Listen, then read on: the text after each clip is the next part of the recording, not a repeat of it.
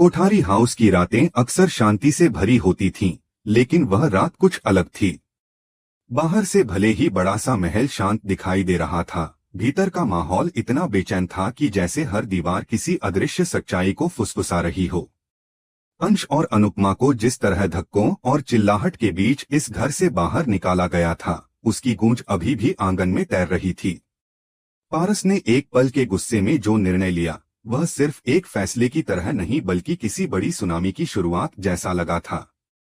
गौतम की चेहरे पर उभरी वह हल्की मुस्कान, वह तिरछी नजर, सब बताते थे कि यह सब उसी की बनाई हुई चाल थी। लेकिन इस पूरी अफरातफरी में एक चेहरा ऐसा भी था जो सबकी तरह उग्र या संतुष्ट नहीं था। ख्याति कोठारी, पारस की पत्नी, प्रेम और प्रार्थना की मां।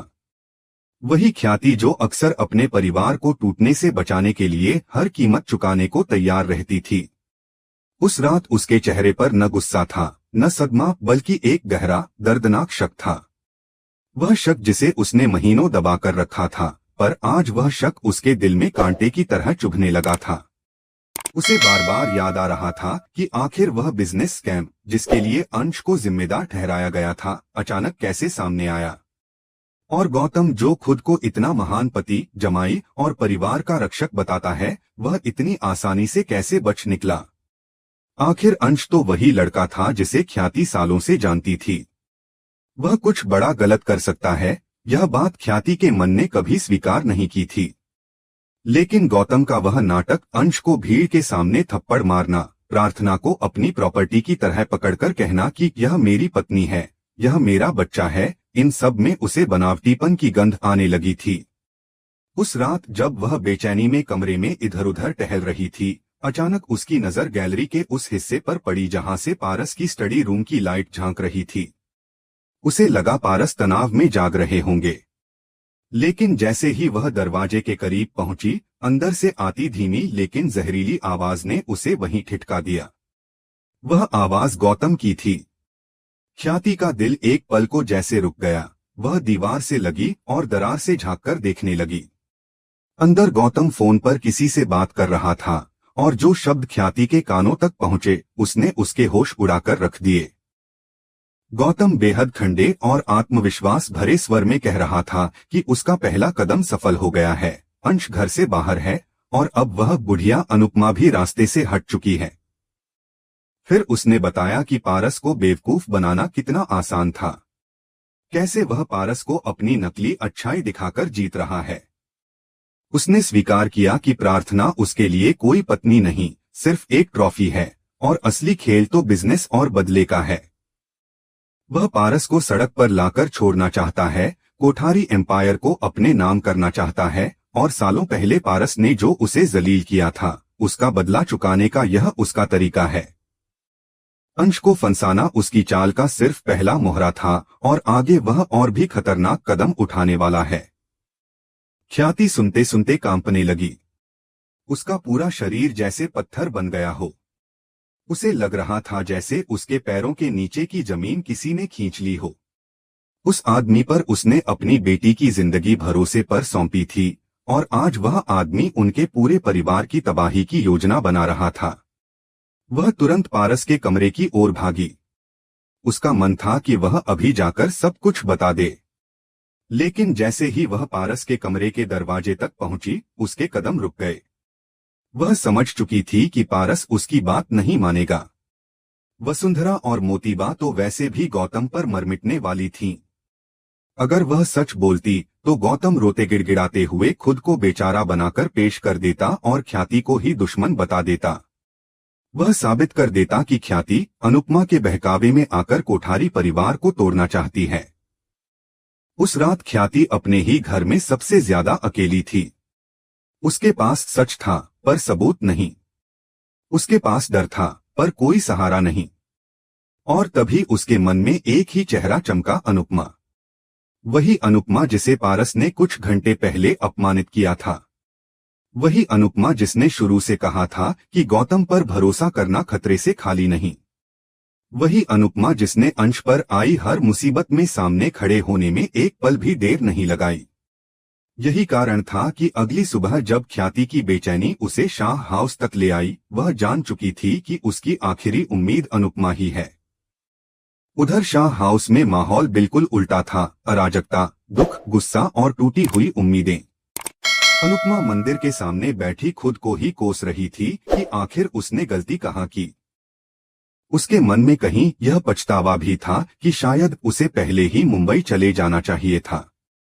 लीलाबा रो रही थीं, बहू परेशान थी, तो शुक्री की लड़ाई और बदले की आग घर को और जला रही थी।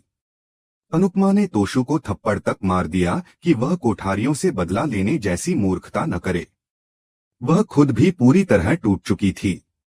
और तभी सुबह सुबह डोरबेल बजती है। अनुपमा दरवाजा खोलती है और सामने कोठारी परिवार की मालकिन ख्याति कोठारी खड़ी होती है। आंखें लाल, चेहरा दुख और डर से भरा हुआ। अनुपमा को समझने में एक पल भी नहीं लगा कि यह स्त्री किसी आम वजह से नहीं, बल्कि किसी बहुत बड़े सच के साथ उसके दरवाजे पर आई है।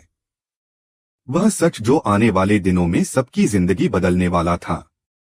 ख्याति के चेहरे का रंग उड़ा हुआ था। वह वही औरत थी जो कभी अनुपमा को आंख उठाकर देखना भी पसंद नहीं करती थी, लेकिन आज उसकी आंखों में फैल गया डर उसे पूरी तरह बदल चुका था। जिस घमंड से वह हमेशा अनुपमा के सामने खड़ी होती थी, वह अकड़ जैसे किसी ने एक झटके में छीन ली हो। अनुपमा ने उसे जैसे ही देखा, वह समझ नहीं पाई कि अचानक यह क्या हो गया है। ख्याति का चेहरा सूज गया था, होंठ सूखे थे और आंखों में जमा हुए आंसू उसकी हार बयां कर रहे थे। अनुपमा कुछ पूछ पाती, उससे पहले ही ख्याति उस तक पहुंच चुकी थी और उसने बिना सोचे समझे अपने दोनों हाथ जोड़ दिए। आवाज टूट रही थी, सांसें हाँफ रही थीं और शब्द जैसे मुश्किल से निकल रहे थे। अनुपमा जी, आप हमेशा सही थीं। मैं मानती हूँ, मैं हार गई हूँ। ख्याति फूट फूट कर रो पड़ी। गौतम सबको बर्बाद कर देगा। सिर्फ प्रार्थना नहीं, कोठारी परिवार का हर सदस्य उसकी चाल में फंस चुका है। पारस मेरी कोई बात नहीं सुनता। वसुंधरा और मोतीबा उसे देवता जैसा मानने लगी हैं। मैं अकेली पड़ चुकी हूँ। और वह आदमी, वह इतना चालाक है कि मैं चाहकर भी उसका सच साबित नहीं कर पा रही। अनुपमा स्तब्ध थी। कभी जो महिला उसे घर से निकलवा चुकी थी, आज वही औरत उसके पैरों में जैसे गिरने को तैयार खड़ी थी। ख्याति ने अपने आंसू पोंछते हुए कांपती आवाज में कहा, मैंने आपके साथ गलत किया, आपके सम्मान को चोट पहुंचाई, लेकिन मेरी बेटी प्रार्थना, मेरा बेटा प्रेम, मेरा घर, सब दांव पर है। मेरा परिवार बचा लीजिए। मैं हाथ जोड़ती हूं, प्लीज। यह दृश्य अनुपमा के हर दर्शक के लिए एक तरह की जीत थी, लेकिन अनुपमा की निगाहों में भावनाओं की जगह चिंता अधिक थी। वह ख्याति को उठाते हुए शांत स्वर में बोली, ख्याति जी, मैं मदद करूंगी। इसलिए नहीं कि आपका परिवार सही है, बल्कि इसलिए कि मेरी बेटी राही और आपकी बेटी प्रार्थना दोनों की जिंदगी पर खतरा मंडरा रहा है। लेकिन एक बात साफ सुन लीजिए, आपको मेरा सहारा चाहिए तो आपको मेरी आंखें और कान बनना होगा। कोठारी हाउस में जो कुछ भी हो, उसकी खबर मुझे चाहिए। यहीं से शुरू हुआ वह गुप्त गठबंधन, जिसकी भनक तक गौतम को नहीं थी। ख्याति को अब दोहरी भूमिका निभानी थी, बाहर से अनुपमा की दुश्मन और अंदर से उसकी जासूस। अगले ही दिन ख्याति ने अपने व्यवहार में ऐसा बदलाव दिखाया कि खुद अनुपमा भी दंग थी। वह पारस और वसुंधरा के सामने अनुपमा को कोसने लगी। गौतम के सामने उसे ऐसे दिखाना पड़ रहा था जैसे वह अनुपमा से घृणा करती है। यह सब एक चाल थी ताकि गौतम को उसके मन में पैदा हुआ शक दब जाए। लेकिन गौतम कोई साधारण खिलाड़ी नहीं था। उसकी नजरें छोटी से छोटी बात पर टिक जाती थीं। वह ख्याति के डरे हुए चेहरे, उसके अचानक बदले हुए शब्दों, उसके अस्थिर व्यवहार पर गौर करने लगा। उसे लगा शायद कोठारी परिवार में कोई अंदरूनी हलचल चल रही है। इसी डर से उसने प्रार्थना और प्रेम के रिश्ते को अपना पहला निशाना चुना। वह जानता था कि भावनाएं सबसे आसान हथियार होती हैं। उसने प्रेम के कानों में जहर टपकाना शुरू कर दिया।